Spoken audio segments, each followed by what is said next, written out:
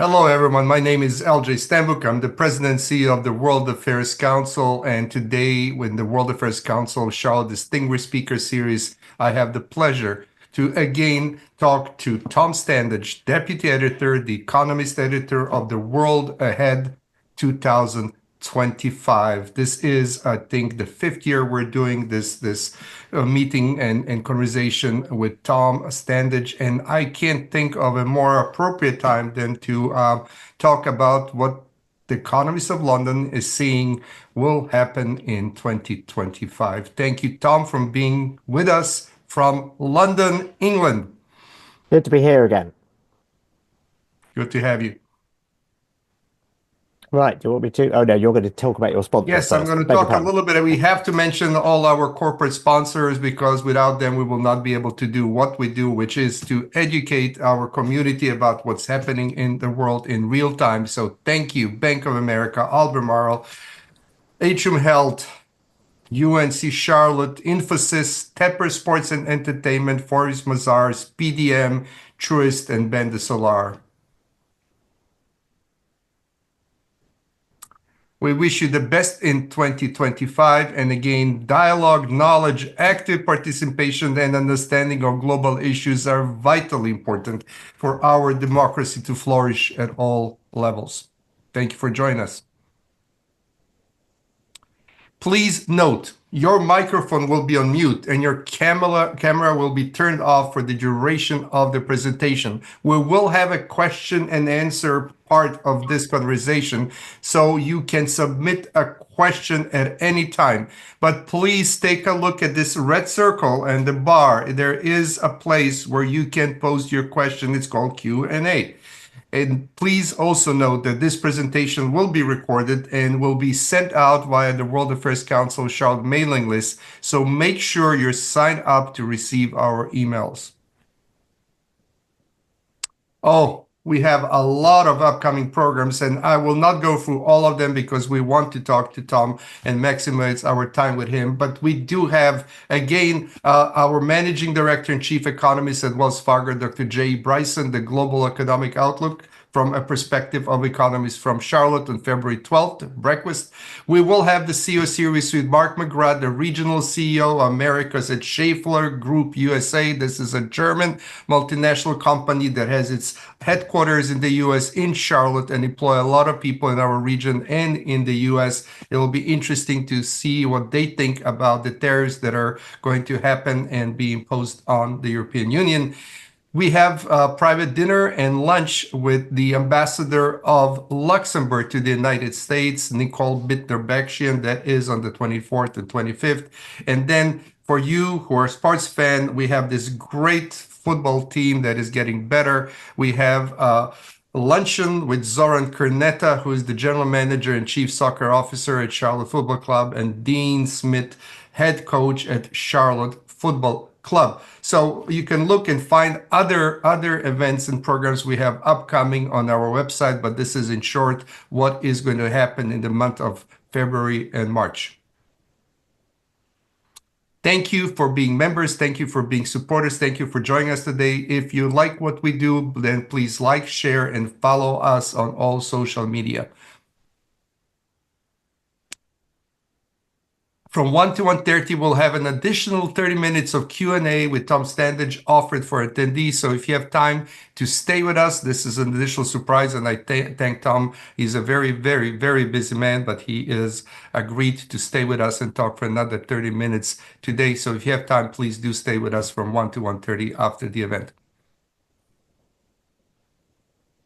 As you know, Tom Standage, and you probably all have read his biography, is the deputy editor of The Economist and editor of its future-gazing annual, The World Ahead. He joined The Economist as science correspondent in 1998 and was subsequently appointed technology editor, business editor, and digital editor. He's the author of 7 history books, including Writing on the Wall, The Victorian Internet, and the New York Times bestsellers, A History of the World in 6 Glasses, and An Edible History of Humanity. His latest book, A Brief History of Motion, was published in 2021. Tom studied engineering and computer science at Oxford University and has written for other publications, including the New York Times, The Guardian, Wired, and is taking a particular interest in technology's social and historical impact on society. And I think without further ado, I will turn it over. English is not my first language, for those of you who have not noticed, so sometimes it gets muddled. But I do understand pretty well, and I'm looking forward to hearing more from Tom. Thank you for being with us again from London, UK. Tom? Great. Thank you very much. It's great to be here again. Let's jump into it. So yes, I'm Tom Standage. I'm deputy editor at The Economist, and I also edit our annual, The World Ahead, which is where we try to figure out what's going to happen in the coming year. And this is published every November. Here are the covers of some recent editions. You can see the 2025 edition at the front there. It's on newsstands now if you want to go and pick up a copy. And it's written by the same journalists who write The Economist, but we are joined by some other people who also provide their outlook for the coming year. So we're joined by our colleagues at the EIU, which is the business-to-business arm of the Economist Group, and they give us specific forecasts for 15 industries and 81 countries. And we're also joined by guest writers from the worlds of politics, business, technology and the arts. And our guest writers this year, we have quite a few, but they include Javier Milei, the president of Argentina, writing about his quite radical economic reforms. Edgars Rinkevics, who's the president of Latvia, writing about European security, obviously something that people in Latvia are very concerned about. Fei Li, known as the godmother of AI, it was at her lab at Stanford University that the modern AI boom began, with a contest that she arranged called ImageNet, and this revealed that deep learning was a very powerful technique. And we also have a very interesting entrepreneur called Casey Handmer, and he reminds me of Elon Musk 20 years ago, in a good way, I should say. And he's a very innovative character. I think we're going to be hearing a lot more from him in the future. He has a synthetic fuel startup that he's working on at the moment, but he also has an awful lot of other things going on. So he's one of those people that I think is, you know, the next Elon Musk.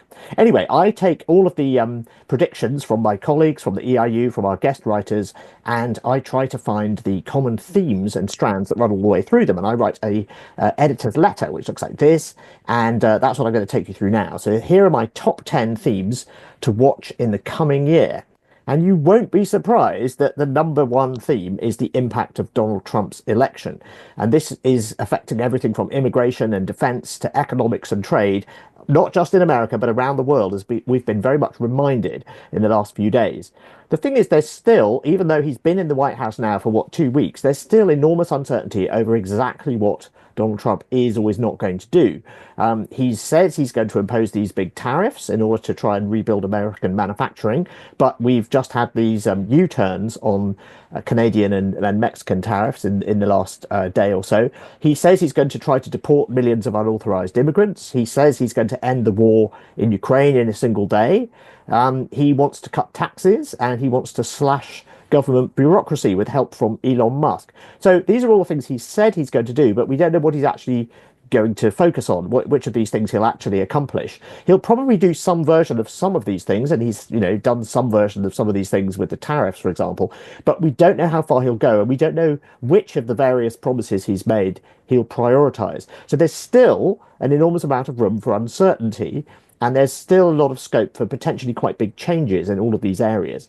And that brings us to the second theme, which is that around the world, we had an unprecedented wave of elections in 2024, more people voting in more countries than ever before.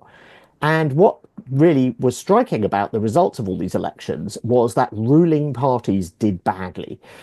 They lost support basically regardless of their political orientation. So it was a left of centre government that lost the election in America. It was a right of centre government that lost the election in Britain. So we saw some incumbent parties being chucked out, as in those two countries. We saw others forced into coalition, as in India and in South Africa. And we saw other governments pushed into ruling parties, pushed into cohabitation or into minority government. We saw that in Taiwan, for example, and in France. So I think this really sets up 2025 as a year of expectations. Can the newly elected leaders deliver all the things that they promised? And can the leaders who were humbled by poorer than expected results change their ways? So some specific examples, will the British government be able to deliver on its promise to boost growth? Will South Africa's ruling coalition remain stable, and so on? But of course, the person who's promised the most change of all and made the most promises to voters is Donald Trump. And so the question again comes back to whether he will actually go ahead with all the things that he says he will. And there are two areas in particular that, the rest of the world is holding its breath and waiting to see what he's going to do. And they are geopolitics and trade. Let's start with the geopolitics. Despite his promise, Donald Trump has not ended the war in Ukraine in a single day, and it's not exactly clear what's going on there and what he's going to propose. But most people think that he's going to propose some kind of deal with Vladimir Putin, possibly over the heads of the Ukrainians and the Europeans, that lets Russia keep the territory it's conquered. And the real question is, will America provide some kind of security guarantee to Ukraine, if that's the case, to deter Russia from coming back in the future and trying to take a bit more of the country? And I think the concern is that if Donald Trump pushes Ukraine into a lopsided deal that leaves it vulnerable to Russia in the future, then Vladimir Putin will have won. He will have essentially taken a bit of next door country and not had to suffer any consequences for it. And Ukraine's survival would then depend on whether European powers can defend it. And that doesn't look like a very safe bet. Abandoning Ukraine in this way would also send a signal that American promises are empty, that it won't stand by its allies. And that would encourage troublemaking by China, Russia, India, North Korea, aka CRINC, or the Quartet of Chaos, and more meddling by regional powers. So we just don't know what he's going to suggest there. In the Middle East, Mr. Trump seems inclined to give Israel a free hand in its conflicts in Gaza and Lebanon. Obviously, there are ceasefires happening there now, and let's hope that they hold and endure. But the immediate question in the Middle East is Iran. Its proxies have been crushed in Gaza and in Lebanon. It's lost influence in Syria with the fall of the Assad regime, and its air defenses have basically been wiped out by Israel. So what it's done in the last few weeks is it's stepped up uranium enrichment, and it seems to be dashing for a bomb. But is that just a negotiating ploy? Is it hoping to do a deal? Donald Trump seems to want to ramp up sanctions and then force Iran to do some sort of diplomatic deal. Benjamin Netanyahu, on the other hand, seems to be quite keen on a military strike on Iran, ideally with American support. So it really could go either way. But I think Trump wants to do a deal. He's a deal maker. That's who he is. And he really wants to win the Nobel Peace Prize. Obama won the Nobel Peace Prize. Donald Trump would really like to win one as well. He loves the idea of being a peacemaker in the Middle East. And obviously a deal with Iran would be one component. The other big component would be a rapprochement between Israel and Saudi Arabia, and normalization of relations there with some kind of American security guarantees for Saudi Arabia. But the question there would be what would happen to the Palestinians, and what would the conditions be around that? What would the Saudis want there? So we just don't know. But I think more broadly, Donald Trump is trying to disengage from Europe, argue that it needs to step up and take on more responsibility for its own defense, which I think is a reasonable thing to say. But also that America wants to be less engaged in the Middle East so that it can focus on its rivalry with China. But given Mr. Trump's more transactional approach to alliances, we still don't know whether America would stand up to China in a conflict over Taiwan, or would go to help the Philippines, say, in the event of a crisis in the South China Sea. Donald Trump's just very unpredictable about this sort of thing. He thinks that acts as a deterrent, that makes China less likely to act. But we just don't know. And it may be that, again, he has in mind some kind of grand bargain with China, where he looks the other way on Taiwan, and China agrees to buy lots of exports from America. We just don't know. So there's still enormous scope for uncertainty in the geopolitics of the Trump term. The other big question is on trade. So there was a lot of talk about tariffs during the campaign, and it looked like he was actually going to do it this week, with 25% tariffs on Canada and Mexico and 10% on China. And then the Canadian and Mexico tariffs got called off at the last minute. Now, this does suggest that actually the tariffs are a negotiating tool, and he's trying to get concessions from countries around the world, and he's using tariffs as a threat. I'm not sure. Well, we'll see. We'll see whether these tariffs on Canada and Mexico go ahead. There's only been delayed for a month in theory. What are the concessions that he's won? They've both promised to send troops to the border. In Canada's case, they're going to crack down on basically non-existent fentanyl shipments across the border. I mean, it's less than 1% of the fentanyl coming into the US comes from Canada. So this is really not much of a concession on Canada's part to avoid what would be quite devastating tariffs.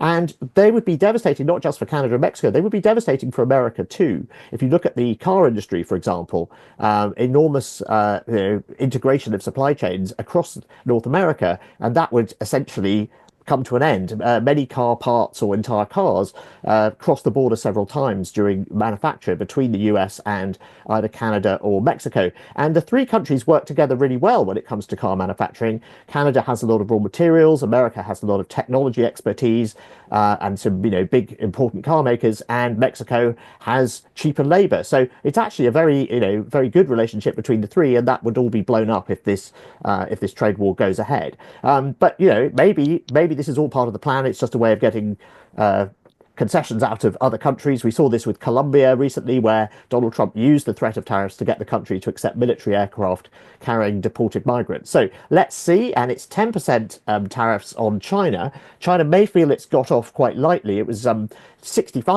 or 60% is the sort of, and sometimes 200% were the numbers that Donald Trump talked about during the campaign. And he's due to talk to Xi Jinping. So maybe there's, some kind of deal is what he's after, or maybe he'll threaten to raise the tariffs if he doesn't get what he wants. But I think, the way to look at these tariffs is that they are bad for trade, and that's actually bad for everyone. They make things more expensive for Americans. Tariffs are paid by American consumers on imported goods. They are not paid by China, despite what Donald Trump says. So that would make the cost of inputs to American industry higher, and it would make the cost of goods for American consumers higher as well. Had the Mexican tariffs gone ahead, Mexico supplies about half of America's fresh fruit and vegetables, and so this would have raised the price of avocados, for example. So that would have raised the price of guacamole right before the Super Bowl, which is why I was a bit skeptical this was going to go ahead. But all of this would knock about. Some estimates say as much as 1 percentage point off America's own GDP growth if it imposes 10% tariffs on all imports. And it would also, of course, be very bad for the countries that have the tariffs imposed upon them, not because they have to pay money to America, that's not what's happening, but just because higher prices for their goods in America would mean that there would be less demand. And so that would be bad for both China and Mexico. Send about 80% of their exports to the US. It would also be bad news for China, even though it sends a much smaller fraction of its exports to the US, because America is still an important market for it. And China is struggling to meet its 5% growth target at the moment. So an intensification of trade tensions with America is the last thing it needs. Let's stay with China. The way that China is dealing with its domestic economic weakness is to focus on exports of clean technology. So things like solar panels, batteries, electric vehicles. And this is a mixed blessing for the world. Many countries are worried about the impact on their domestic industries because they find it hard to compete with the low prices of Chinese goods, which are in various ways subsidized by the government. So America, Canada, and the EU have all imposed tariffs on electric cars from China, for example. And America, meanwhile, has been aggressively subsidizing its own clean tech industries. So, in fact, America is now the number 3 producer of solar panels in the world, up from number 14 in 2017. And this is largely the result of the IRA, the green, I know Donald Trump calls it the Green New Scam, but the efforts that Joe Biden's administration made to subsidize the production of clean tech in the US, that's actually been surprisingly successful. And if you want to rebuild American industry, then that sort of approach where you target specific industries with subsidies, and you also do targeted tariffs. I mean, actually, tariffs generally don't help, but the few examples where they seem to be a bit more effective are where you target them rather than putting them on all goods. So if you do want to rebuild American manufacturing, which is why Donald Trump says he wants to pursue tariffs, then actually the Biden playbook of subsidies and narrow tariffs does look a lot more promising than the kind of thing that we're seeing now. Anyway, those are responses to concerns that cheap Chinese exports are going to deindustrialize the rest of the world because they're not going to be able to afford to compete. But the flip side of all this is that cheap Chinese exports mean that very good clean tech is available at very low prices. And so we've seen the adoption of solar panels and battery storage shoot up. That's the price on the left of solar modules collapsing, and that is the adoption of solar on the right. And this is a famous IEA chart, the International Energy Agency. But it's famous because it's always wrong. So the IEA predicts with every blob on the chart that the line is going to go to the right. It's going to be like the yellow line, and it's always wrong. And in fact, the line goes up. So you can see there's exponential growth in solar adoption there, and the IEA is always predicting that the exponential growth is about to shudder to a halt, and it doesn't. It just keeps on going. China itself is adding solar and wind capacity at twice the rate of the rest of the world put together. It's putting on enormous amounts of solar. And this is largely because it doesn't want to be dependent on energy imports. It can get oil at a very knockdown price from Russia right now, but it really would not prefer not to be dependent on imports. And so renewables is a good way of dealing with that. But if you look at other countries as well, so Pakistan is, for example, put on an enormous amount of solar energy recently. Pakistan is a poor country where electricity production is very expensive and unreliable. So lots of people have just said, you know what, I'm going to buy my own solar panels. I'm going to put them on the roof of my house or my business, and I'm going to get much cheaper, more reliable electricity. So that's what's happening. So we may see parts of some developing countries potentially leapfrogging straight to renewable energy with the help of cheap Chinese technology, just as many parts of the world leapfrogged to mobile phones and mobile internet in telecoms 20 years ago, again with the help of Chinese tech. So I think that's good news because it means that the adoption of clean tech is going faster than it otherwise would, and is essentially being subsidized by the Chinese government. And we may get more good news in the next few months because we're about to find out whether global greenhouse gas emissions have peaked. And again, it all goes back to China. China is the world's biggest emitter, although it's also the world's most rapid adopter of clean technology. But many analysts think its emissions, its greenhouse gas emissions, peaked in 2023 and have been falling since then. And if that's true, then global emissions, because the trajectory of global emissions depends on China, may also have peaked. Now, we would still have to get emissions to net zero, and that's still going to be quite hard to do. But getting to peak emissions would be an important step on the way. And even though Donald Trump is a climate skeptic, he can't stop the energy transition. If you look at the adoption of clean tech in America, it's mostly decisions by companies, states, and cities. And the federal government doesn't have a lot of control over that. Also, something like 80% of the subsidies under Joe Biden's climate bill went to Republican states. So those governors are going to be saying to Donald Trump, are you sure you want to get rid of these subsidies? Well, we could have some interesting arguments about that. So Donald Trump is going to slightly slow down the adoption of some of these things, but the direction of travel is very clear. Right, let's move on to economics more broadly. Inflation has been the main thing on policymakers' minds for the past few years, but advanced economies must now confront another challenge, which was reducing their deficits. The G7 countries are, on average, running a deficit of 6% of GDP now. This is unsustainable. Basically, most of them increased spending enormously during the pandemic and have not ratcheted it back down again. America is now spending more every year on servicing its debt than it is on defence, which is saying something because it's also the world's biggest spender on defence. France can't balance its budget, which has led to sort of political stasis. Italy has a huge deficit, and so on. Now, we didn't hear a lot about this in last year's elections. Both Kamala Harris and Donald Trump had policies that would have increased the size of the deficit. And this is because you don't tend to win elections by promising to cut spending and put up taxes. But that's what a lot of governments are now going to have to do, unless they can suddenly cause a burst of growth, which is also pretty unlikely. To make matters worse, many countries may also have to increase their defence spending. Donald Trump says he wants NATO countries to boost defence spending to about 5% of GDP. Again, this is probably a negotiating tactic. He's really hoping for 3.5%. But that's still a big hike for many countries, and that will make their budgets even harder to balance. And if this wasn't all hard enough, Donald Trump's trade policies could make things worse, because if he goes ahead with tariffs on the EU, as you know, and other countries, that would reduce growth across the board, and it would also drive up inflation. both in America and in other countries that impose retaliatory tariffs of their own. And this is because tariffs are sales taxes paid by consumers, so they make things more expensive. And so that would make things much more difficult when it comes to that would basically reduce growth, raise inflation, and make it more difficult to balance budgets. It would also make the level of borrowing that's going on even more unsustainable than it already is. So the upshot is that painful economic choices are looming in many countries around the world, and austerity is back on the agenda in many places. Okay, age. The question of age was quite prominent in 2024. It's why Joe Biden was persuaded to bow out of the presidential race. But even so, Donald Trump is the oldest ever president to have president-elect to come into the White House. He'll be older than Joe Biden was if he makes it to the end of this term. So we thought we'd have a look at the ages of world leaders and see kind of what the big picture is. And the big picture is that the age of autocracies, the average age of world leaders in autocracies is going up. In fact, it's going up on average all over the world. You would expect it to go up in autocracies because autocrats tend to try and stay in power until they die, and people are just living longer in general, so autocrats are staying in power for longer. The interesting trend is if you look on the left hand of those three panels, the average age of leaders in democracies is going down. So we now have 4 leaders around the world in democracies that are under the age of 45 in Chile, Guyana, Ireland, and Iceland.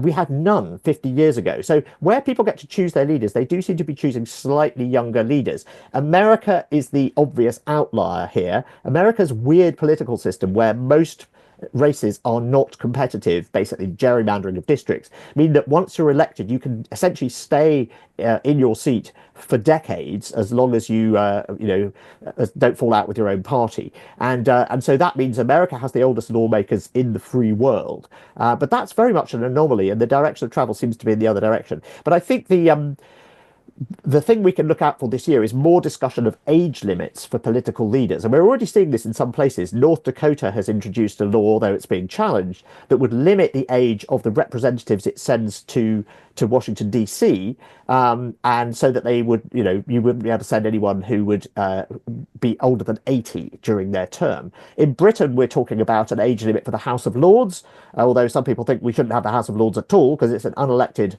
upper chamber. In India, the ruling BJP has a rule that none of its candidates can be over 75. And Narendra Modi, the Prime Minister, just scraped in last year. He was 74 when they held the election. So that's fine. Anyway, I think we're going to hear more about the election, about the age limits for elected politicians around the world. We have age limits on how old you have to be in order to drive and things like that. So people are saying, why don't we have them on politicians as well? If you want to drive a country, let alone drive a car, then you maybe ought to be thinking about age limits. Let's talk about AI. It's been in the news an enormous amount. Everyone's talking about it. I think 2025 is shaping up to be a crunch year for AI. It's one of the biggest gambles in business history. About $1.5 trillion is being spent on data centers, chips, servers, and so on between 2024 and 2027.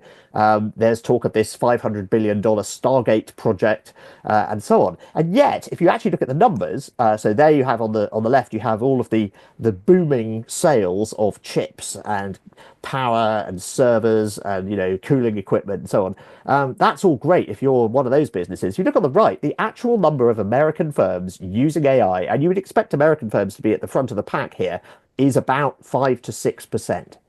So something doesn't add up. Where are the customers who are going to pay to use all of this expensive infrastructure? Well, you ask people in the tech industry and they say it takes time for technologies to catch on, and companies have to change their processes and reorganize their data and retrain people. So the revenue will be coming along soon. But just in the last few days, you'll have noticed there's been a huge panic about the scale of this AI investment and whether it's all been a mistake. And this is because DeepSeek, a Chinese startup, has just released a set of AI models that seem to be just as good as the best American ones, but were created at a tiny fraction of the cost using a far smaller number of chips. So this suggests that maybe you don't need quite so many of those very expensive NVIDIA chips to build state-of-the-art systems. And essentially, American tech companies have been a bit lazy. They've made their AI systems better just by buying more chips instead of looking for innovative ways to make them more efficient, which is what the Chinese seem to have done. The other thing is that the Chinese models are very cheap to run. In fact, you can use them for free at the moment. And this hugely undercuts the prices of Western firms. And that makes it far harder to imagine how they're going to make profits to recoup all of that investment that I was talking about in AI infrastructure. So this is, as with the cheap Chinese clean tech, this is a mixed blessing. It's bad news if you're OpenAI or you're Nvidia, because you were hoping to sell shovels in the AI gold rush. But for most companies, this is good news because it means very good AI is going to be much cheaper than they thought and can be applied in more places. Cost is not going to be a problem here, it would seem. So that brings us back to the question then, if cost isn't the problem and AI is really good, then why aren't companies using more of it? And if you ask workers rather than companies, you get quite an interesting answer. Although only about 5 or 6% of American companies say they use AI, the number of workers who say they use it every week is much higher. It's about a third of employees in America. And for certain roles, it's higher than that. It's 78% of software engineers, about 75% of human resources staff. So this suggests that actually a lot of people are using AI in the workplace. They're just using it in secret. They may worry that if they're admitting to using AI to their bosses, they'll just get given more work to do, or if this will be taken as a signal that fewer workers are needed and people will lose their jobs. So I think this suggests that AI adoption is as much a cultural and management challenge as a technological or cost challenge. And the big question for 2025 is, will we see a significant pickup in adoption? Because if we don't, the slump in AI shares that we saw the other day could turn into a crash. Travel. The global movement of people, not just of goods with tariffs, is being reconfigured. Conflict is disrupting global aviation because airlines have been avoiding conflict zones and they've been avoiding flying over unfriendly countries. So if you look at this map here, you can see that if you fly from New York to Delhi, if you fly on American Airlines, it takes 2 hours longer than if you fly on Air India. This is because American wants to avoid flying over Russia, but India and Indian airlines don't mind doing so. So this is one of the factors that's sort of throwing sand in the gears of international travel. There have been others as well. Europe is adding new border checks later this year. Its borderless Schengen system is fraying. Britain is adding new kind of ESTA-style border checks as well. And there's been a backlash against over-tourism in many parts of the world. Tourist arrivals reached record levels in 2024, finally rebounding back above their pre-pandemic level. And in places like Amsterdam, Barcelona, and New York, restrictions have been introduced on short-term rental platforms like Airbnb. And there have been protests against over-tourism in many parts of Europe, where people feel that the interests of tourists and driving economic growth from tourism is taking precedence over the interests of locals. The flip side of this is that many countries in Asia are making it easier to visit. They're trying to attract more tourists, in particular from India, where there are now lots of people who are wealthy enough to travel abroad and would like to do so. So, Sri Lanka, Malaysia, China are rolling out the welcome mat and saying, why don't you come and spend some time here? If you look at the figures, though, you can see why we've had these protests in Europe about the concern of over-tourism. And essentially, it's because we've had a very rapid rebound in tourism from the collapse of the pandemic. Before the pandemic, tourism was growing at about 5% a year. And then, obviously, the pandemic happened. And in order to bounce back from essentially zero, we've seen an average growth rate of 50% in visitor arrivals in the last 3 years. And 50% a year feels very different from 5% a year. So no wonder people are worried, but we think the signs are that things will return to normal in 2025. If you look at things like cruise ship bookings, hotel bookings, airline figures, it looks as though we're going back to the kind of pre-pandemic pace of growth of between 5 and 10%.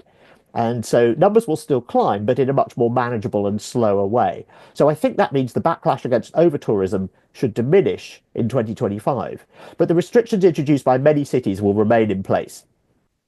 Okay, finally, 2024 was a surprising year. We had 2 assassination attempts on Donald Trump. We had bombs hidden inside exploding walkie-talkies in Lebanon. We had a giant rocket going to the edge of space and then being captured by a huge pair of chopsticks. We had North Korean troops being deployed to fight for Russia in a land war in Europe, in Ukraine. And then we had Elon Musk being put in charge of a government cost-cutting initiative called Doge, which is named after a meme coin, which is named after a meme, which is named after a dog. So if you'd been told all this was going to happen a year ago, you'd have thought, what am I reading? A Tom Clancy novel? is this an airport thriller? It doesn't sound like the actual world. So I think one lesson of 2024 was to expect the unbelievable. It suggests that maybe we should pay more attention to things that sound implausible but could actually happen. So what are some unbelievable but possible things to watch out for this year? Well, I've got 10 of them in the world ahead this year, and I won't go through all of them, but probably the one to highlight is the possibility of a devastating solar storm that knocks out satellites and power grids for several months. Now, these kinds of storms have happened in the past, but the last really big one was in 1859, and back then we had no satellites or power grids. So today we're much more dependent on technology that is vulnerable to a big solar storm. And the sun is now at solar maximum. And this is why you're seeing more pictures of the aurora on your social media feeds.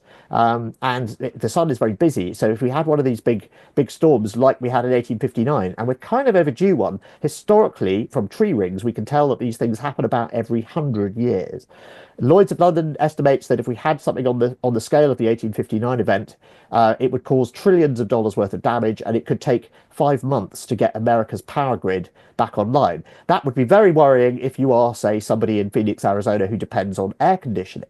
So that's one thing to watch out in 2025. Another thing to watch out for is the possibility of another pandemic based on this very worrying new strain of bird flu, H5N1, that's been floating around in America in particular and has spread to farm animals. It's hard to tell what's going on because Donald Trump has just frozen the whole of the NIH, which is possibly not the best thing to do. And other countries are complaining that they're not getting the data that they want from America about this. Ironically, the same complaint that America made about China at the beginning of the coronavirus pandemic. So that's something that people in that world are extremely worried about. But it's not all bad news. There are some other jolly things happening this year. We may get, for example, later this month, there are a bunch of space probes going to the moon. One of them is going to take a 4G base station. So basically, there will be mobile phone coverage on the moon. It will be used by rovers and landers and things like that. But imagine if you were there as an astronaut, you could think of the roaming charges. Maybe not such a good idea. And then another thing I've been watching closely is that there's a bunch of researchers using AI to try and read Greek and Roman scrolls that were carbonized when Vesuvius erupted inside a Roman villa near Pompeii. And they've already got the first text out of some of these documents. So we may discover lost ancient texts from basically the Roman period. Who knows what we might find? Lost poems, lost accounts of historical accounts, lost plays. That would be very exciting, I think. And again, that would sound like something out of science fiction, but it is really happening. The broader point here is that to see the future more clearly, it can help to anticipate the unlikely. So you can read more about all of these things on our website, on our app if you're a subscriber, and you can also buy The World Ahead on the newsstand. And I wish you the best of luck in navigating the coming year, whatever surprises it may bring. Thank you for listening. Great. Thank you very, very much, Tom, for that very exciting perspective on 2025. And you and I have had a chance to do these, I guess, almost annually. Really appreciate all of this. I do encourage, we are encouraging questions from all of our attendees. But while we're waiting for some of the questions, I did want to ask you a few, just to get the story rolling. And so, Tom, one of the first questions I have is on the tech giants having a seat at the table at a level that has been unprecedented, including one of the techs spending as much as $250 million in this election cycle, which is unprecedented. How does that impact what you see going on in the U.S. right now, and what are the collateral impacts on the rest of the world from that kind of influence and power? Yes, it is very striking that that there is this very close relationship now between some tech bosses and notably Elon Musk and the White House, but also the tech bosses that were on the receiving end of Donald Trump's anger in the past, so notably Mark Zuckerberg, are now very anxious to make up with Donald Trump and to basically do what he wants. And so yes, I mean, Donald Trump does seem to be very keen on the Gilded Age kind of approach to politics, where you have essentially a tight relationship between business and government. You have a high reliance on tariffs. He talks about this period quite a lot at the beginning of the 20th century, where America had basically no income tax, and the federal government raised its money from tariffs. And Donald Trump talked about the possibility of getting rid of income tax altogether. That's not going to work because the tariffs are, they're still they'd have to be much larger these days because the federal government was very, very small back then. And so it's hard to imagine how that would work. The other thing is that tariffs would be essentially tariffs are paid by American consumers. They're not paid by exporting countries. So the idea that you can kind of have the federal government funded by China, which seems to be what he thinks, isn't true.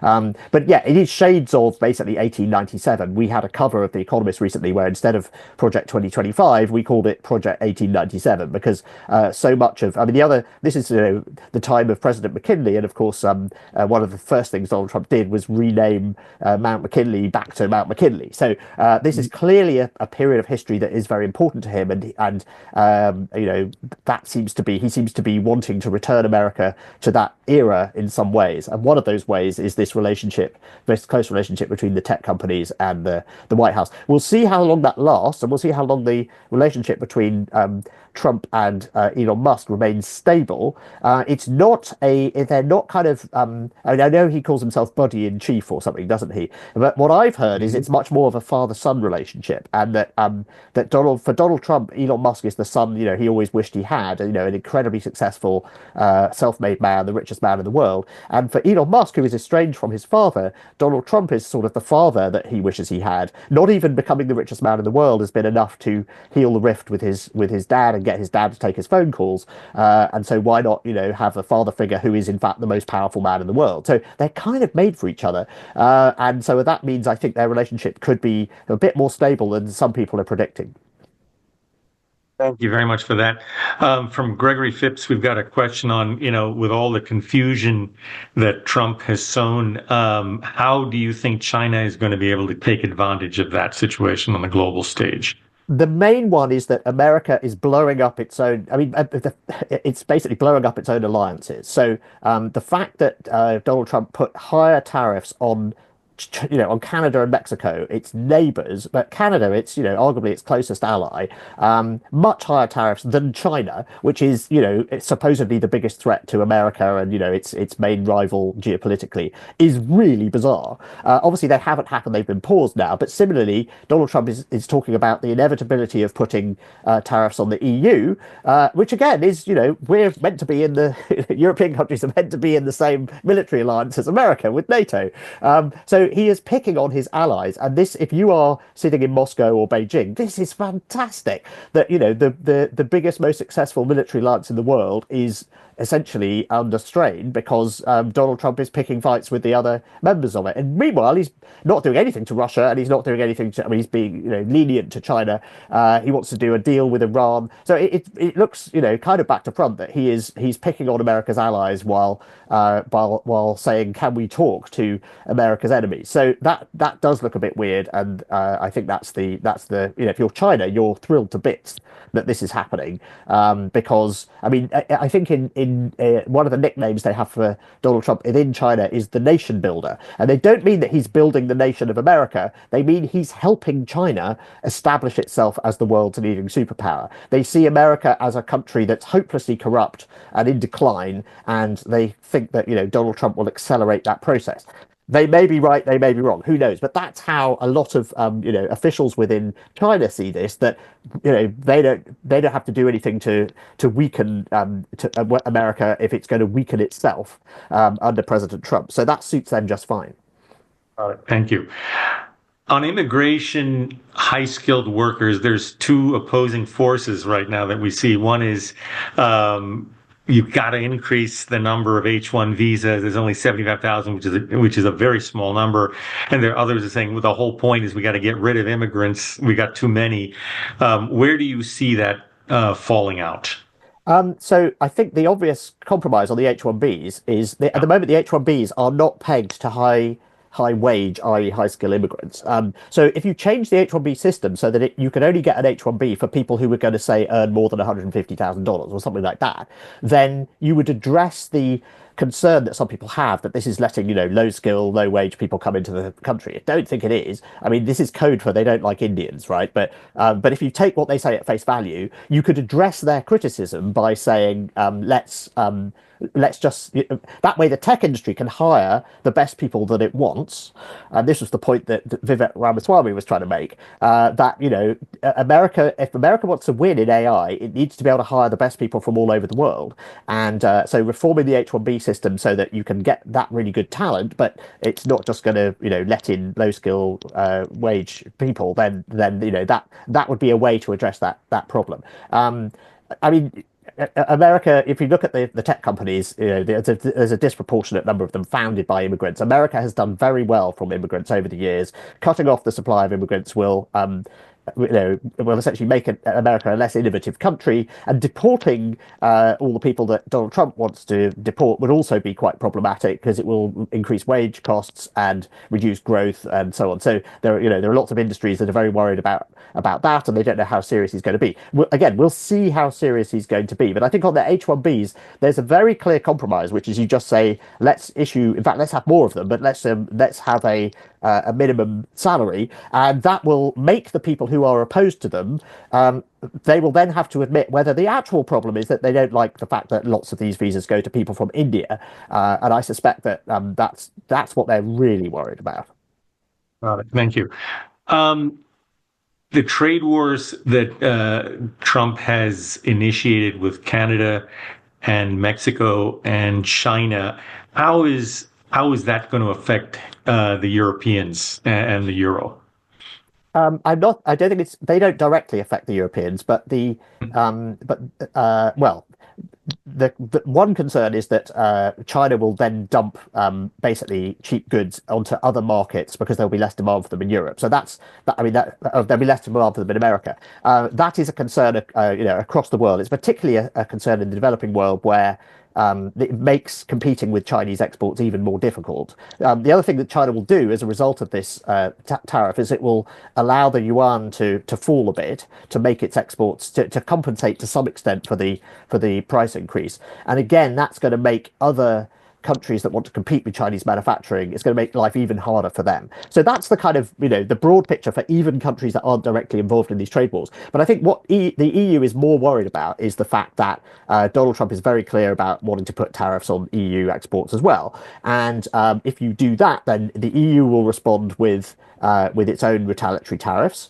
And that will mean that you get price rises within Europe because tariffs are a sales tax paid by consumers, folks. Let's remember that's what tariffs are.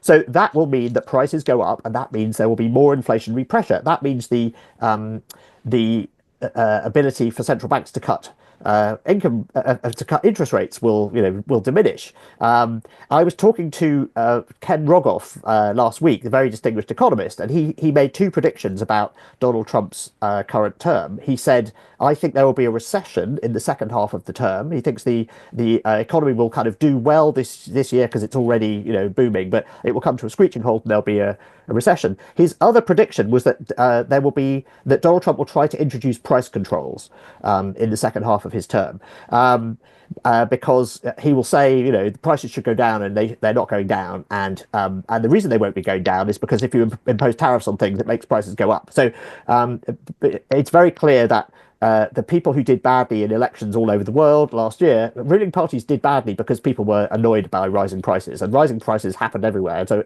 incumbents did badly everywhere. So Trump knows this. He knows one of the reasons that he got in was that, as he kept saying, he said the price of bacon had gone up fourfold. It hadn't. It hadn't gone anything up by that much. But he pretended to care about high prices. And so, or maybe he does really care about high prices, in which case higher prices would be a problem for him. And he would then, what's the answer? Well, you raise interest rates, right, to try and suppress inflation. But he won't want that either, because that will raise costs for businesses and it will raise mortgage rates. And so he will then be leaning on the Fed very hard to reduce rates, and he'll also be leaning on Walmart to cut prices. So that is basically the beginnings of a sort of Venezuela scenario where the government starts intervening in and it never works. It doesn't work. You can order people to make things cheaper, but that's not how economies work. Yeah, exactly. we had a couple of questions around cryptocurrencies and Bitcoin, and what is your view of, is this basically the currency of choice for gangsters and drug dealers, et cetera, and we should have no business with it? Or do you feel there's a legitimate place for this? We've seen commentary on both sides, and it looks like Trump is touting cryptocurrency and Bitcoin in particular. Well, he's touting his own crypto coin. I can't see a legitimate use for cryptocurrencies. They're very clever from a computer science point of view, but the main use for them is money laundering, and that's a big business, right? It's if you believe Ken Rogoff, it's 20% of the economy is the black economy, right? So that's there's a serious use case there. But I mean, for most people, they're no use at all. You can gamble on them as a sort of in a speculative way, but they're terrible for that too. I mean, it's not just that at a casino the house is rigged against you. The history of like everyone of the house running off with everyone's winnings. We've seen that many times with crypto companies that they basically run off with they steal everyone's money, like we saw a couple of years ago. I mean, we've just seen that movie a few times before. So they for most people, I can't see why you'd want to get involved with them at all. They're very, very risky as a speculative investment. Unless you are a drug dealer or trying to launder money, I just don't know what you want to use them for. The theory is that under Donald Trump, they'll have clearer but looser regulation. So the SEC regulated them in a very specific way under Joe Biden, which is now going to give way. I think that's just going to lead to more scams and more money laundering. I don't think we're going to see wider adoption of this by ordinary people to do things. The traditional view of money is that it has three functions. It's a store of value, a unit of account, and a means of exchange. And Bitcoin and cryptocurrency generally are terrible for all three of those. And they tried this in El Salvador, making it an official currency, and basically no one used it because it's just too volatile to do any of those things. So I remain to be convinced that this is anything more than just a casino on the one hand and a way of laundering money on the other. Just a follow-up question, why is it that some of the biggest banks that one could argue are very prestigious are actually considering using it and giving it as an option for customers, especially when many of them have gotten into trouble on regulatory matters, including financial crimes and so on? Trying to get my head around that one. No, well, I think the best case you can make is that they think it's a speculative investment like gold, and they think that if you de-risk the field, then you might get some investors who are serious, who say, look, I'd like to diversify my portfolio, and this looks I'd like to have a little bit of Bitcoin like I have a little bit of gold, but I don't trust anyone out there. So they may think there's some business to be had there. I think that's probably the best case you can make for it. The weird thing is that Bitcoin was originally established as a way of getting rid of banks and not having them, and now the crypto lobby is saying that basically this is something that the mainstream financial architecture ought to accept. So they want the endorsement of the people they supposedly hate, and we're trying to do an end run around. And that just tells you that there isn't really a very coherent sort of ideology in Bitcoin. It's just scammers trying to make money. And Trump did this himself with his own coin. A lot of people in the industry thought that was terrible because it just, launching your own coin, telling everyone to buy it, and then it's a way for people to give money to Trump without giving money to Trump. I mean, it's if you want to bribe him or you want to launder money, if you're China, you say, if anyone wants a favor from Trump, just buy some of his crypto coin. The price will go up, and then the value of his stake, because he owns most of it, will go up, but no one will be able to tell what you've done. So that's a sort of invitation to people to siphon money to him in visible ways. And it just generally increases the kind of reputation of this whole thing as being really, really scammy. So I think the people who are trying to sort of clean up the image of the industry felt that the fact that Trump did that right on the eve of the inauguration, just reinforced the prejudices of people like me who think this whole thing should be completely, you shouldn't go anywhere near it.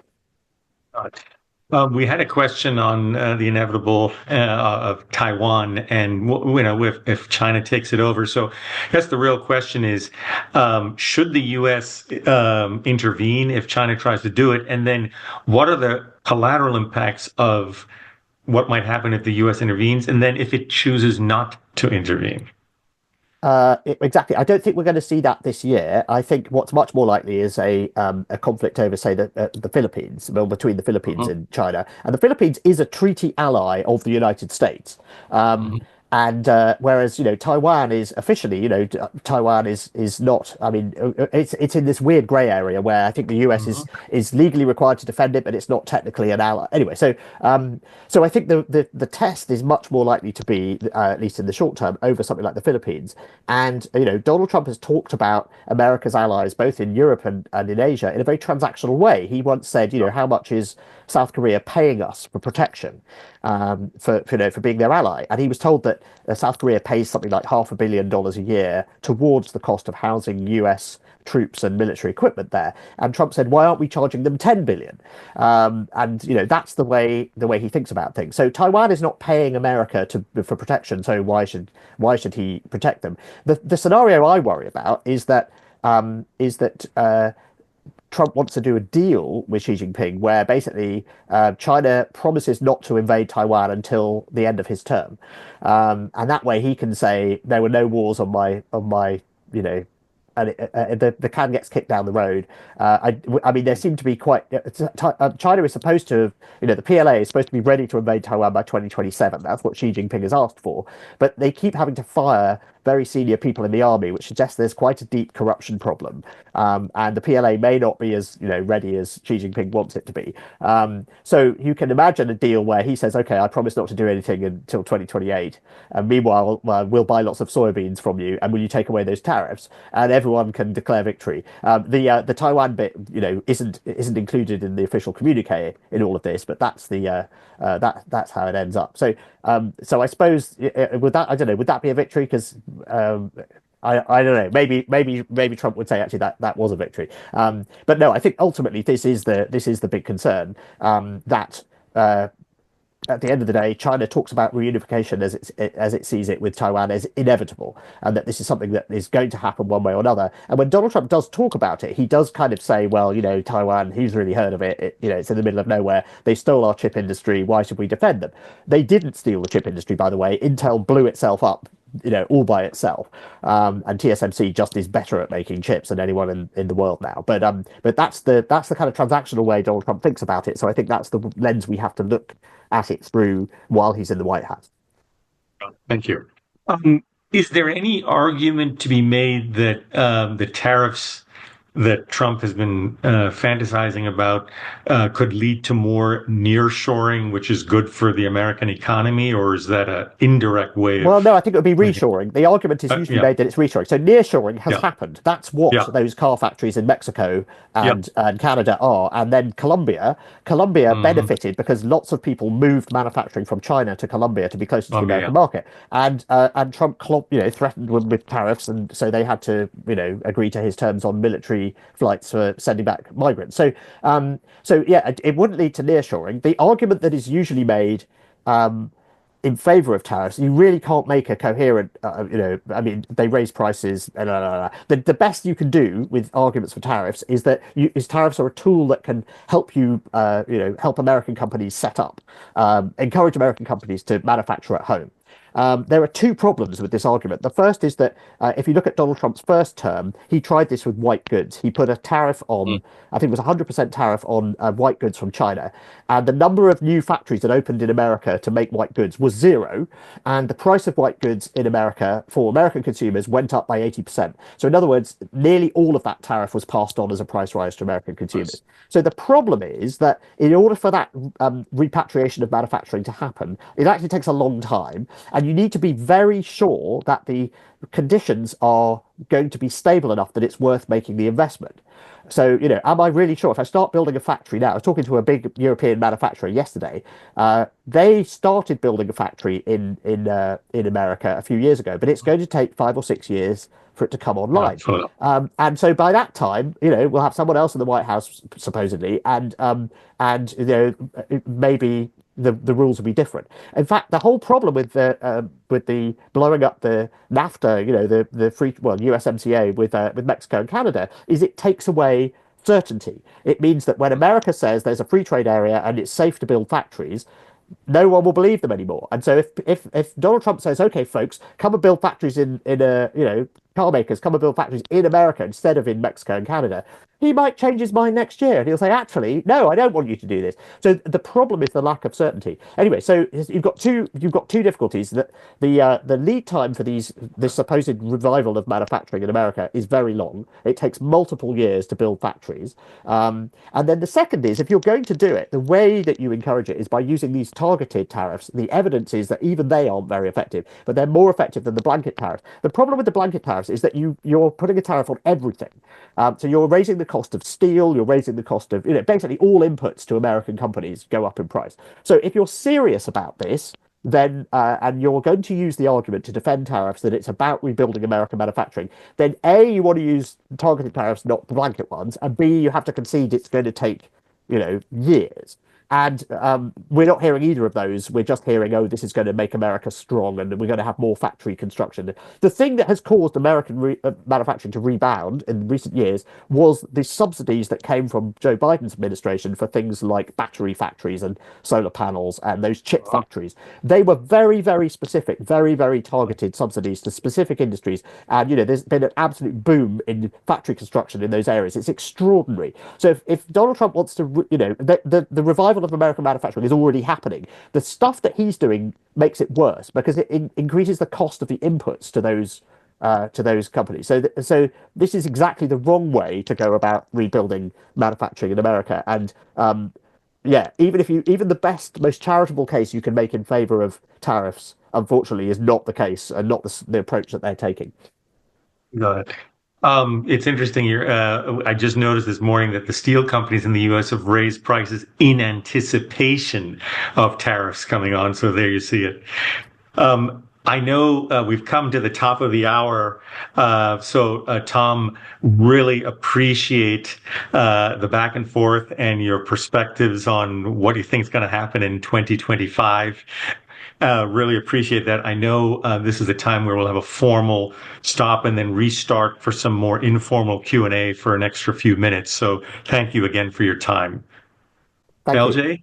Thank you so very much, Tom, and thank you all of you that have been asking questions. The question and answer box is actually full to the brim. A lot of very interesting questions. So we will continue an informal conversation now, which is very similar to the Q&A for another 30 minutes, and that is the limit because Tom has unavoidable obligations back in London. So those of you that would like to stay, please do. Those of you that have to leave, thank you for your participation and for joining us today with the World Affairs Council's Distinguished Speaker Series. Thank you, Rohan, for great Q&A, and you will continue that role now at 1:02 p.m. for those that are staying on. We appreciate, Tom, having you here. We will invite you in 2026, January or February, so to look what the world will look like at that point of time. But again, we appreciate it so very much that you have been with us year in, year out now for a number of years, and this is a highlight of our spring programming. Thank you so very much, Tom Standage from The Economist of London. Now, so Tom, to continue on with the questions, first one is USAID. The question was, a lot of countries or people within countries hate the U.S. despite all this aid. Is it really going to make that much of a difference if they shut it down, and can they shut it down?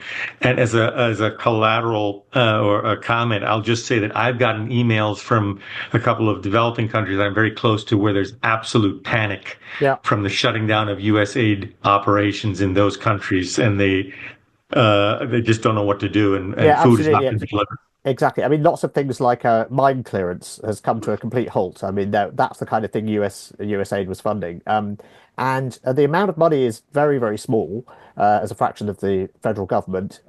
So it's being done for basically political reasons, which is, we need to look out for ourselves first. So let's stop helping people elsewhere. The same argument you also hear about the Ukraine war, which is like, why are we subsidizing Ukraine to fight this war when we've got problems at home? And I think you just have to. The argument makes sense until you look at the numbers, and in fact, it doesn't make sense in Ukraine's case because America is getting a fantastic deal by subsidizing Ukraine to fight against Russia. It's costing much less than America would have to spend to do this itself. It's not putting American lives at risk. It's attriting one of its main geopolitical rivals at basically a knockdown price, and a vast fraction of the money it gives to Ukraine comes back to America in the form of arms purchases. So it really is a good deal. And again, US aid is it's funding some really valuable stuff around the world. It's not really about burnishing America's image. I don't think. I mean, it is about doing things that really matter, like mine clearance. So yes, that NGO world is in total chaos at the moment because no one knows what's going to happen, and it does seem like a sort of vindictive, easy target for Elon Musk and his cost cutters. 34 trillion in government debt, and you had highlighted the fact that the interest expense is greater than the military budget. And the last time I looked, all great powers, when you cross that threshold, they start to decline. Britain being a perfect example. You can go through, Athens, Greece, Rome, etc. What is your perspective on have we crossed the threshold, or do we have more flexibility in dealing with the debt problem? Well, I think if you're basically the problem is if you're growing at 3%, but your debt is growing but you've got a deficit of 6%, you've got a problem. You're living beyond your means, and you're living more beyond your means every year. And I think, our view is America can probably get away with this for another year or so, but essentially, if you look at what's happening in bond yields, people are more and more worried about this, and they're more and more worried about the inflationary implications of Donald Trump's policies. He also wants to not just extend continue his tax cuts. He wants to make them even bigger, and that would expand the deficit even more. So it's very hard to see how you make this add up. His answer to how you make it add up is tariffs, and that you get free money from China. But that's not what tariffs are. They're a sales tax on US consumers. I may have mentioned that once or twice before. So that doesn't, that's not a good way to. He thinks they're going to get rid of the deficit, but actually, what they're going to do is drive up inflation and hit poor families the hardest. So I just don't see how that works. So I think America can get away with it for a bit longer, but I think this is why Rogoff is saying a recession in the second half of this term. You can that's where it would come from. Tom, you and I had a brief conversation on this topic. It's a rather complicated question, and this is related to the fact that our inequality is at the highest level since 1929, and we know what happened then. And it was an interesting article by Hans Toporia and Bruce Buchanan from the Stern School of Business, and the comment they made is U.S. corporations certain sectors underpay their workers to even get to the living wage by $1.9 trillion. So talking about, for example, fast food. I don't mean to put them specifically in the spotlight, but as an example. So that's 1.9 trillion less than they should be paid just to get to the a living wage. Federal government economic assistance is only 550 billion, and then philanthropy aid to that same group for food banks, et cetera, is only another 75 billion. So you're still about $1.2 trillion short in getting a large percentage of the U.S. population to a living wage, which has caused so much of the problems we have. How do we address this issue in the U.S.? I know it's a giant problem, but how do we address this? So I think there are two. There are two things here. If you think that companies are making too much profit and should be paying their workers more, then you can increase the minimum wage, or you can increase corporation tax. I can't see Donald Trump increasing the corporation tax, but that would be the kind of you can have a redistributive, increase the corporation tax and then spend more on social programs, or you could just raise the minimum wage. So those are the obvious levers to pull. But I think under the current circumstances, it's hard to see that happening. So yeah, More of the same. yes, I think so. Okay, thank you for that. We had a question from Andreas Mers, is a German student in the U.S., and he said, any thoughts on the recent failure of the last German government and the upcoming election, the formation of a new government? Yeah, it'd be interesting to see what happens. We're expecting to get Merz as the new leader. I haven't looked at the polls to see whether this spat they've had in the last week about immigration rules and the AfD, the far right party, sort of basically voting with Merz's party, which kind of crosses a line in German politics. I don't know whether this is. I don't know enough about German politics to know whether this is him sort of cozying up to trying to basically steal some votes from the AfD and sort of signal that he is, to their supporters that he is their kind of guy, or that that he is somewhat aligned with their agenda, or whether this was a mistake and whether he looks kind of weak relative to them. And I was in Germany over the weekend, and no one seemed to have a clear answer on it. But I mean, he is going to be to the right of the current leader Scholz, and he is going to be more pro-business and getting. I mean, Germany's been basically in recession for 2 years, so getting the economy growing again and trying to fix Germany's problem is its business model is broken. Its business model was use cheap energy from Russia to make manufacturing exports to China, and it now doesn't want to buy the energy from Russia, and China doesn't want to buy the exports so much. So Germany has to reinvent itself, and there's quite a lot of discussion in European circles about how to do that. Spain shows that it can be done. So Spain has reinvented its national business model several times.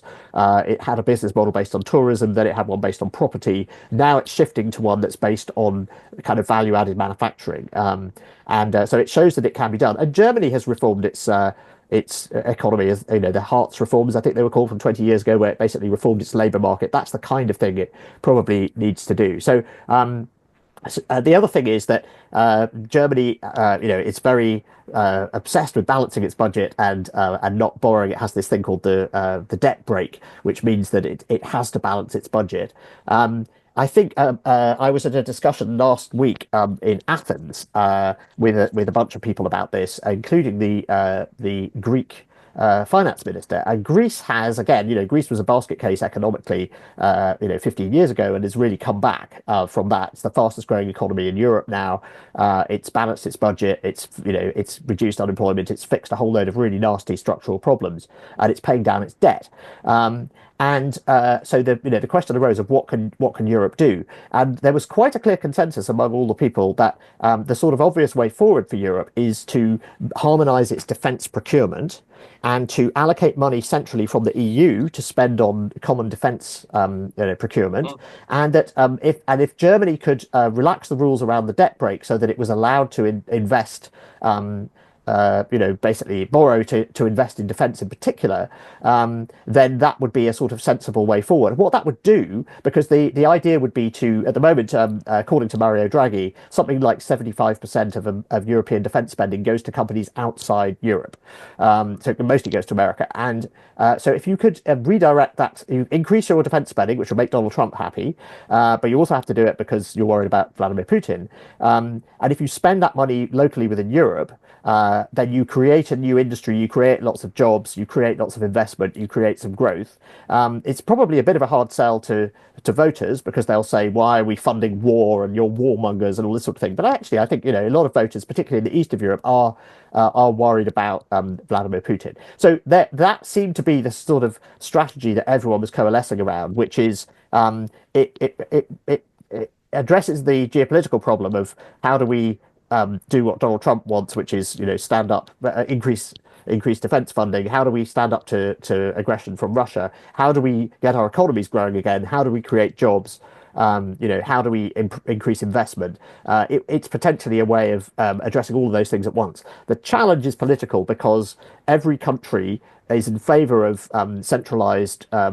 At the moment, in effect, the EU has 28 pentagons. It has one for the at the center, and then it has, it has one for each country. Everyone is in favor of centralized defense procurement as long as their country and their company gets the contracts. And so, the French will say, well, of course, we're going to get the fighter jet contract or whatever, and the Swedes will go, no, no, we should get that one. So, that's the challenge, that centralizing those sorts of decisions is politically difficult because it looks like giving up more power to Brussels and so on. So I'm not hugely optimistic that this is going to work. But as people were saying at Davos a couple of weeks ago, if this shock, the shock of Trump's election and the shock of Putin's invasion of Ukraine is not enough to get Europe to get its act together, then it's hard to imagine what would be. Thank you for that. As you look out over the next 2 years, you gave us some potential big surprises that could shock the global economy. But just as you think about it personally, between surprises or potentially non-surprises, what are the one or two things that really keep you up at night in terms of what could negatively impact us over the next couple of years? Well, yeah. So there is a massive contradiction at the moment in sort of economic policy in lots of countries, which is countries have to balance their budgets, but they also have to increase their defense spending. But we're also about to go into a trade war, which will. So that's the problem. So a sort of big trade war makes everything worse. It also means that it gives cover to meddling powers that want to that want to invade their neighbors because they know that everyone else is preoccupied with these sorts of things. And it's hard to know how to read. Trump's talking about Panama and Greenland, but my reading of it is that he thinks that that's how a strong leader needs to talk. That in the same way that Xi Jinping talks about the inevitability of reunification with Taiwan, and in the same way that Vladimir Putin clearly, covets several of his neighboring countries and wants to rebuild the great empire of Russia, Donald Trump thinks that he sounds weak unless he says that he wants to add neighboring countries to America's territory. So yeah, that's a how do those things? Is he really going to send SWAT teams into Mexico to fight drug gangs? Is he really going to invade Panama? Is he really going to invade Greenland? I think he's forgetting that Denmark, which is, Greenland is technically a Danish territory. Denmark has a trump card here that no one seems to be mentioning, which is it controls the world supply of Ozempic. So you invade Greenland and no more Ozempic for you Americans. I'm only half joking when I say this because that's the sort of language that maybe Donald Trump would understand. Well, a question around government efficiencies, and obviously there's a lot of momentum there with Elon Musk trying to find efficiencies in various government agencies. Is this a fool's errand, or is this something that ought to be pursued? Well, there is I think all governments could be made more efficient. They could use technology better and that sort of thing. I think the trouble is that the kinds of numbers that Donald Trump and Elon Musk have been tossing around, like cutting 2 trillion a year out of spending, that you just can't do that. I mean, the amount of discretionary spending to cut is much it doesn't come close to that. So unless you're prepared to really dramatically cut military spending or cut medical spending or cut social security, all of which Donald Trump says he's not going to do. I just don't see how you can. The savings just aren't there. So this really is sort of. I mean, something like US aid. I mean, it really is a tiny amount of money in the federal budget as a whole. So I think what we're seeing is kind of big, visible. Sorry, not big, but visible sort of. Cuts like that actually don't make much difference, but give the impression that they're slashing waste. I mean, most people don't know how big the federal government, the federal budget is, and they don't know how big the debt is, and they think that $40 billion sounds like a lot of money, so that would probably be enough to get rid of the deficit. So that's not true. But if you just toss big numbers around, it sounds like you're doing things and you're committed to more efficiency. So I think there are savings to be made, but I don't think they are I don't think they're as large as they're talking about, and I think the main thing that they are doing now is sort of theatre, and it's also it's sort of deliberate cruelty, which is like, why should we help the foreigners? Let's cut off all the foreign aid, and that sort of thing. So I don't think the motivation is really cost cutting. There was a question around AI again, and that is, if it turns out that DeepSeek is completely ultimately upending the model of giant data centers and giant amounts of power generation needed, what is that going to mean for the global economy? Is it just basically a write down of equity values of all these tech companies, or what's your sense No, of it's that? good. It's good for the global economy because Apple share price went up when this happened, and this is because Apple's bet is that you will be able to make really good AI small enough that you can run it on your phone, Oh, yeah. and they look right now. I mean, you can run DeepSeek on a desktop Mac, Hmm. so if it is the case that you can make AI models that are really powerful and really small, then we can use them in a lot more places. We don't need so many giant data centers, potentially. And that's good because it means that we'll get the benefit of AI in more places. It's only bad if you're an investor in one of those data centers, and most people in the world are not. So yes, you'll get some write downs, but the overall benefit for humanity is much larger from cheap, abundant, low energy AI than the hit to a few investors. So yeah, I'm not concerned, about that. The difficulty is we don't actually know what the how this shakes out energy wise, because the cost of AI was falling anyway. The cost per thousand or cost per million tokens had come down a lot since ChatGPT first launched. So in effect, this has just jumped us to kind of where we expected to be. Maybe 18 months from now or something like that. I mean, the fact that they trained it with a tenth of the energy and a tenth of the budget, that's where I think the Western firms would have been in a year or a year and a half or so. So in that sense, it's not that much of a surprise. It's just the fact that it happened so quickly, and that also it shows that the Western firms do not have a monopoly on good AI.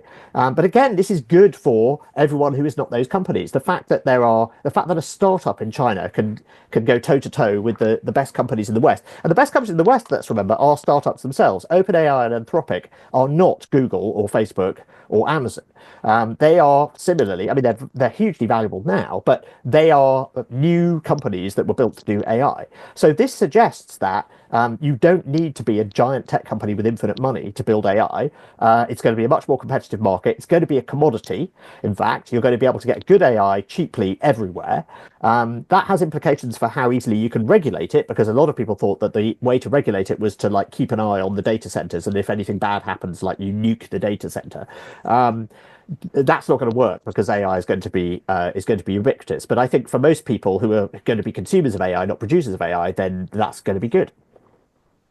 So the corollary question is, the politicians are so far behind what this technology could mean in terms of privacy and personal data, et cetera, and then deep fakes, et cetera, et cetera. I mean, how do we catch up with where AI is today and where it's going? There were some articles recently now that AI can do all the research for you, and you can it'll scour There's the a new internet. model that's quite good at Yeah, doing research. Yes, it's true. yeah. So I mean, politicians are always behind on tech, and I think. And we saw the kind of the EU approach to AI regulation, where you try to imagine all the things it could be used for, how they might go wrong, and then come up with rules for it. And they just kept having to rewrite it because while they were in the middle of writing the law, ChatGPT showed up. So that kind of very prescriptive approach doesn't look like it will work and will take even longer. And then the other thing is that if the West tries to regulate AI and just slows it down, then those regulations are not going to apply to China. So I think the argument for a less restrictive AI regime is much clearer, and I think that was probably the right thing to do anyway, because trying to guess how things could go wrong, you're just going to be wrong. But when things do go wrong, you can act, and so I think the deep fakes is a good example of that.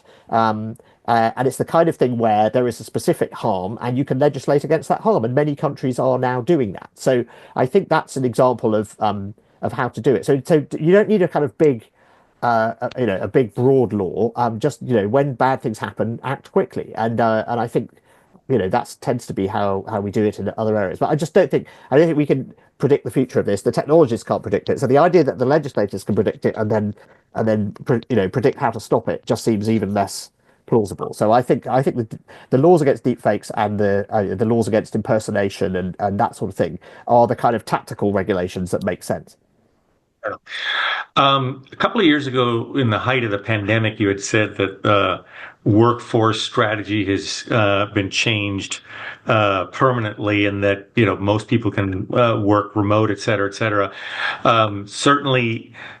In the U.S., because people have bigger homes and longer commutes, the strong addiction to remote work has stayed there. But certainly in Charlotte, we've seen a large pressure from corporations to get everybody back at least 4 days a week, because they're saying we have a culture that is now disintegrating, and there's very little mentorship going on when everybody's working out of their bedroom, and we can't train 20-year-olds or 22-year-olds. So what is your sense of how that may change as a result of what we've learned in the pandemic around remote work? No, I think people are right to worry about the impact on mentorship and what people call the broken rungs of the bottom of the ladder, because a lot of people learn in some fields. They learn by shadowing or working alongside people, and if you can't do that in person, then how do you do it? So that's one of the sort of consequences of this. But I think the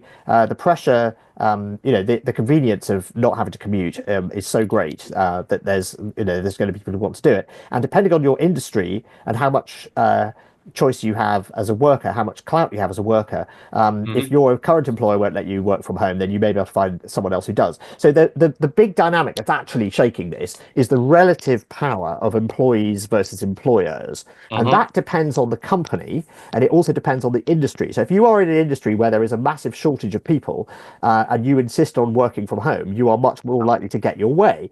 And if you are, and similarly, if you work for a company that everyone wants to work for, and they say, no, you've got to come into the office, they're more likely to get their way. So what we've seen in the last few years is this, particularly when we had a very tight labour market. So that meant that the workers had more clout. They could ask for higher pay. They could ask for terms like flexibility. What we're now seeing is the labour market cooling down a bit, and so employers are saying, and we've seen layoffs in some areas, and so employers are starting to say, okay, we're going to the power is flowing back to us. We're going to start dictating terms again, and one of the things we want is more people coming into the office. It's very hard to generalize about it, because it really does depend. If you are a strong company in a weak industry and everyone wants to work for that company, then you can dictate terms. And if you are a weak company in a strong industry, then again, you're going to find it hard to retain people. And then if you're in a field where there's very, very high demand for what you do, you can dictate terms. So I think generalizing across entire workforces and entire countries is wrong. This is just for workers that have more leverage. They are more likely to get their way if they want to work remotely, and so that is what we are seeing playing out. Got it. Thank you for that. We had a question around with Trump and his team trying to make massive changes to the government. What do you see happening on the litigation front from opponents to what he's trying to do? Yeah, well, I think the way to kind of understand what Trump is doing at the moment is he's trying to see if there are any guardrails. So he's trying lots of things. I mean, so the executive order to end birthright citizenship, that's clearly unconstitutional. Trying to do that, it's literally in the Constitution, and the kind of lawyerly way that people try to argue that it isn't in the Constitution is, I mean, the Supreme Court's already said it doesn't think that holds water. So what he's really doing is he's giving the Supreme Court a very, very clear case of, am I allowed to do whatever I want or not? And then there are lots of other examples of that where he's doing things like, I mean, the tariffs, frankly, are of dubious legality, because they are, the idea that they're under some emergency legislation or something that, is frankly a quite generous reading of the law. And again, with what Elon Musk is doing, it's not, has he got the security clearances to do this? No one is, who's going to stop him? Who's going to say that he can't? So in all of these cases, they are seeing how far they can go before someone says stop. And for the most part, people are not saying stop. But maybe sooner or later someone will say stop, and I think we will see legal challenges to some things. We're seeing legal challenges. We saw it straight away with the birthright citizenship stuff, and I think had the Mexico and Canada tariffs gone ahead, we'd have seen legal challenges to those too. Obviously China is objecting on various grounds and wants to go to the WTO, but America's going to ignore that. The WTO has been paralyzed for years, basically because of America not wanting to do anything. So I think what's really happening at the moment is are there any legal boundaries to stop Trump doing things? He's still looking for them. They don't seem to be there yet. So he'll keep on looking. Fair enough. Tom, we really appreciate the time. We've come to the bottom of the half hour. The 90 minutes just flown by. As always, we very much appreciate your coming and giving us your perspectives on the coming year. And we're looking forward to doing it again many, many more times. So thanks again, Tom. I'll turn it back to LJ. Thank you so very much, Tom and Rohan. You did a great job in moderating.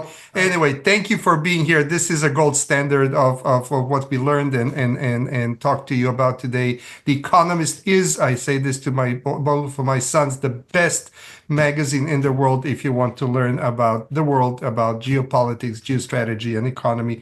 So thank you for all you're doing. Thank you. Look forward to seeing you again next year, maybe before that. And all the very best. I don't know what the weather in London is, but we wish you good weather in Thank you. Thanks very much. I'll see you next year, I hope. Bye. Take care. Thank you all for coming and participating. We are adjourned.